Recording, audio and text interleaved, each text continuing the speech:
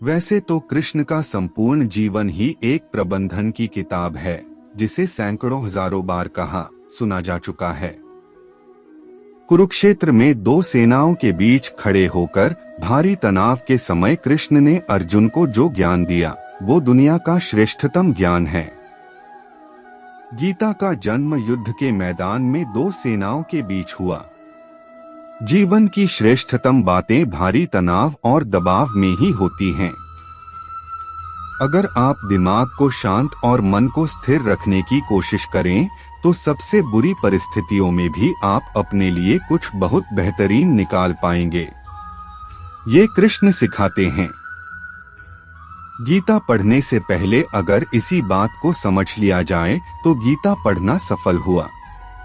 कृष्ण का जीवन ऐसी ही बातों से भरा पड़ा है। जरूरत है नजरिए की। उनका जीवन आपके लिए माइथोलॉजी का एक हिस्सा मात्र भी हो सकता है, और आपका पूरा जीवन बदल कर रख देने वाला ज्ञान भी। आवश्यकता हमारी है, हम उनके जीवन से लेना क्या चाहते हैं। कृष्ण मात्र कथाओं में पढ़ा या सुना जाने वाला पात्र नहीं है, वो चरित्र और व्यवहार में उतारे जाने वाले देवता हैं। कृष्ण से सीखें कैसे जीवन को श्रेष्ठ बनाया जाए। 10 बातें हैं जो अगर व्यवहार में उतार ली तो सफलता निश्चित मिलेगी। 1. शुरू से अंत तक जीवन संघर्ष ही है। कारागृह में जन्मे कृष्ण।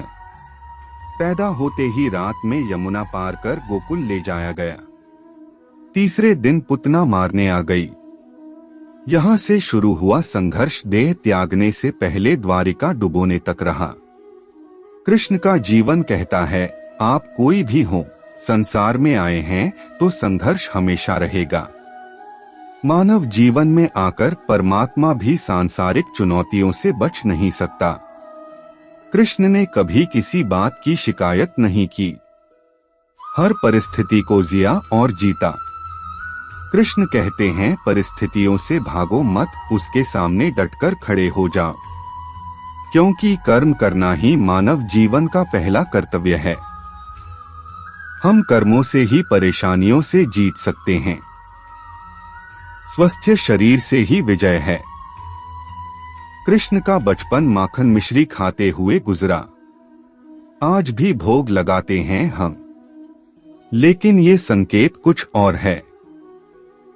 आहार अच्छा हो, शुद्ध हो, बल देने वाला हो। बचपन में शरीर को अच्छा आहार मिलेगा तो ही इंसान युवा होकर वीर बनेगा।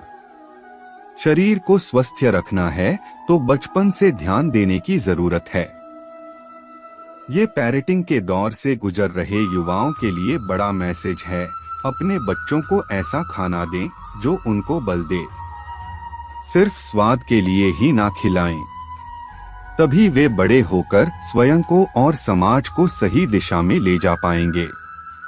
3. पढ़ाई किताबी ना हो, रचनात्मक हो। कृष्ण ने अपनी शिक्षा मध्य प्रदेश के उज्जैन में सांदीपनी ऋषि के आश्रम में रहकर पूरी की थी। कहा जाता है 64 दिन में उन्होंने 64 कलाओं का ज्ञान हासिल कर लिया था।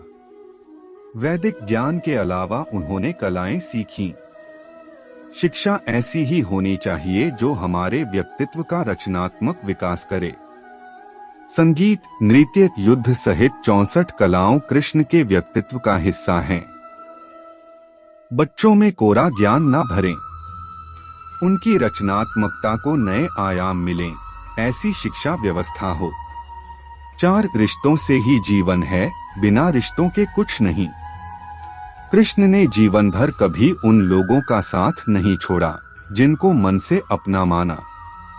अर्जुन से वे युवावस्था में मिले, ऐसा महाभारत कहती है, लेकिन अर्जुन से उनका रिश्ता हमेशा मन का रहा। सुदामा हो या उद्धव, कृष्ण ने जिसे अपना मान लिया, उसका साथ जीवन भर दिया। रिश्तों के लिए कृष्ण ने कई लड़ाइयां लड़ी और रिश्तों से ही कई लड़ाइयां जीती।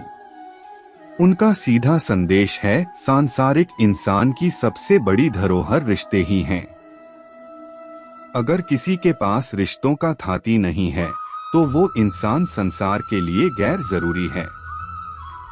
इसलिए अपने रिश्तों को दिल से जिएं, दिमाग से नहीं।